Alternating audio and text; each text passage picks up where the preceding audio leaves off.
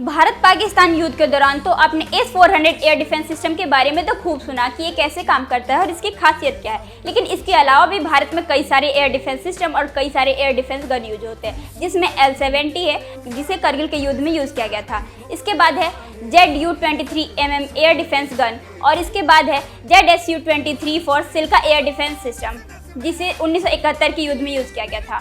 L-70 को करगिल युद्ध में यूज़ किया गया था और इसे स्वीडन की बोफोर्स कंपनी ने बनाया था 1950 में। इसके बाद से भारत में इसे बनाना स्टार्ट कर दिया गया। भारत की BEL कंपनी ने इसे बनाना स्टार्ट किया और इसमें कई सारे अपग्रेडेशन किए।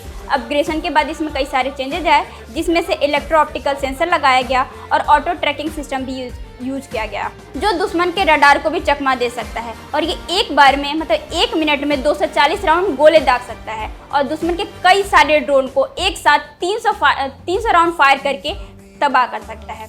इसके बाद है ZU-23mm एयर डिफेंस गन। इसे भी L-70 के टाइम में 1950 में बनाया गया था, लेकिन इसे सोवियत संघ ने बनाया था। इसमें 2 बैरल होते हैं। इसका मतलब ये है कि एक बार में 2 गोलियां फायर कर सकता है और ये अपने हवाई टारगेट को 2.5 किलोमीटर के अराउंड में मार सकता है और जमीनी टारगेट को 200 किलोमीटर के अराउंड में गिरा सकता है। तीसरा है ZSU-23 Chilka air defence system. इसे 1960 में बनाया गया था, लेकिन इसे रसिया की कंपनी ने बनाया था। हमारे भारत पाकिस्तान युद्ध के दौरान 1971 में जो युद्ध हुआ था भारत पाकिस्तान का, उसमें इसका यूज़ किया गया था।